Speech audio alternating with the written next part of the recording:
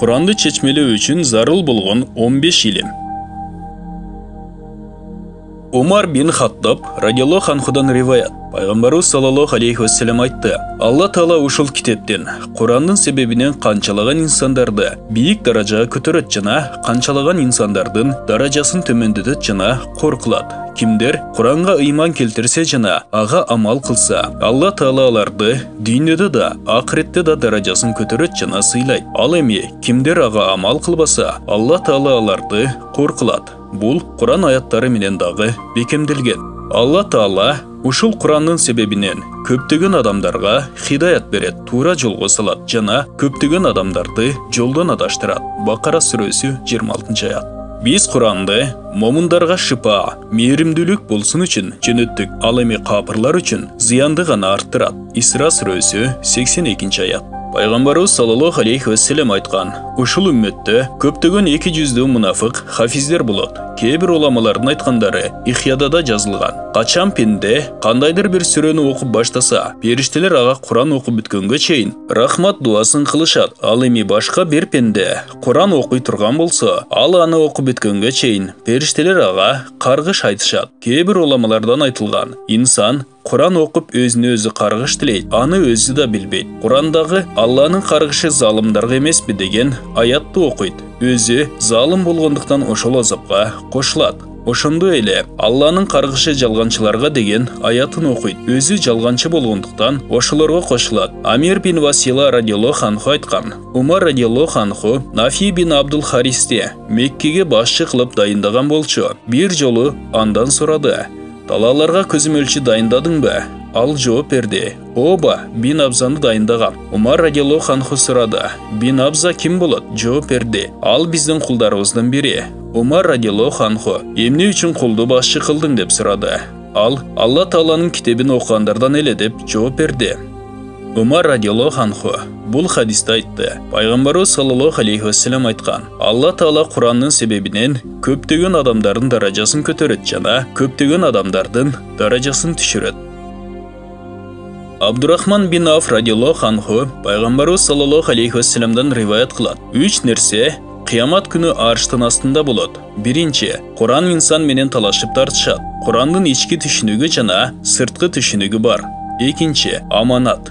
Үчүнчү, тууганчылык байланыш жана ал жарыя кылат. Кимде ким мени кошкон болсо, Алла Таала аны өз мээримине кошсун. Ал эми кимде ким мени үзгөн болсо, Алла Таала аны өз мээриминен үзсүн.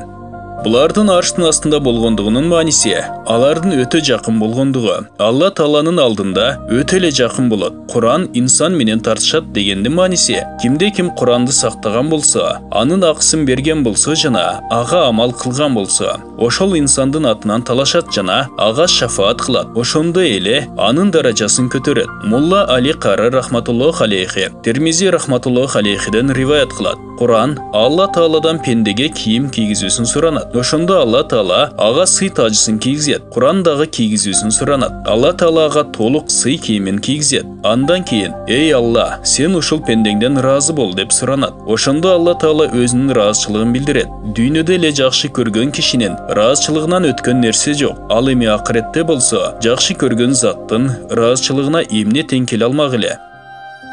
Эгерде кимде ким Курандын акысын бербеген болсо, Куран андан: сен мага карадыңбы?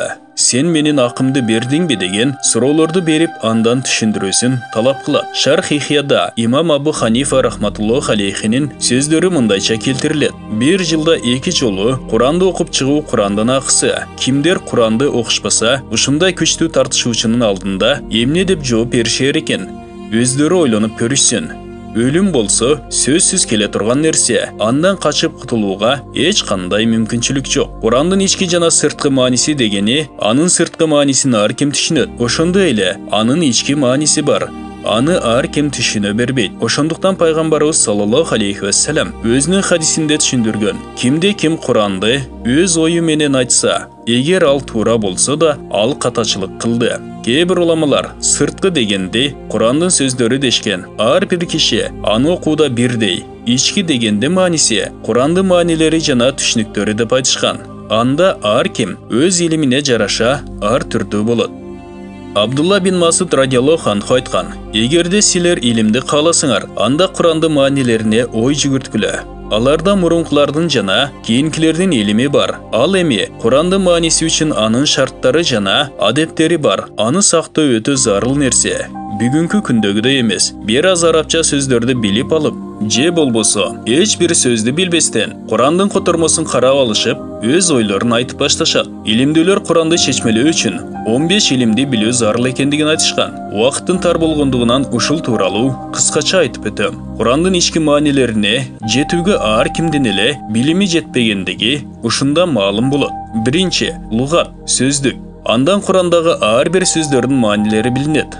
Мужахид рахматуллаху алейхи айткан: "Кимде ким Алла Таалага жана кыямат күнүнө ыйман келтирсе, анда ал арабча сөздөрдү билбестен туруп, Куранды мааниси туурасында ооз ачпасын. Бир нече сөздөрдү үйрөнүп алууда жетиштүү эмес, себеби бир нече маанини билдирген кээ бир сөздөр бар. Ал болсо, ошонун ичинен бир же эки маанисин билет. Бирок ал Курандагы түшүнүк эмес, башка түшүнүк болуп калат." Экинчи, нахви. Грамматиканы билүү да зарыл, себеби ироп өзгөргөндө сөздүн мааниси да толугу менен өзгөрүп кетет. Ироп бул араб сөздөрүнүн эң акыркы тамгасынын асты жана үстүнө коюла турган белги. Ироптун нахвини үйрөнгөндө гана билет. Үчүнчү, сарф. Сарф илимин билүү да зарыл, себеби сөздүн уңгусу өзгөрсө, сөзсүз мааниси да өзгөрүп кетет. Бин Фарис рахматуллаху алейхи айткан: "Кимде ким сарф илимин жоготсо, ал көп нерсени жоготуптур." Аллама Замахшари рахматуллаху алейхи Аджубата тафсирде жазган: "Куранда биз ошол күнү ар бир инсанды анын жол баштоочусу менен чакырабыз." Бани Исраил сүрөсү 71-аят. Башчысы менен бирге дегенде, сарфты билбегендиги себебинен бирөө мындай деп которгон: "Ошол күнү ар бир инсанды анын энеси менен бирге чакырабыз" деген сөз жекелик түрдөгү дегендин көпчүлүк түрү деп түшүнгөн. Эгерде ал сарфты билгенде, көпчүлүк түрү болуп келбестигин билмек. Төртүнчү, иштикок. Муну билүү да өтө зарыл, себеби сөз качан эки тамырдан чыга турган болсо, анын ар түрдүү мааниси болот. Мисалы деген сөз анын тамыры, мааниси сүртүү жана нымдуу колду бир нерсенин үстүнө сүртүү. Ошондой эле анын тамыры дегенден да чыгат, мааниси өлчөө жана ченөө дегенди билдирет. Илми маанини да билүү зарыл, андан сүйлөмдүн түзүлүш жагынан мааниси билинет. Алтынчы, илми баянды да билүү зарыл. Бул илимден сүйлөмдүн ачык жана жашыруу мааниси бир нерсеге салыштырмалуу экендигин билип аласың.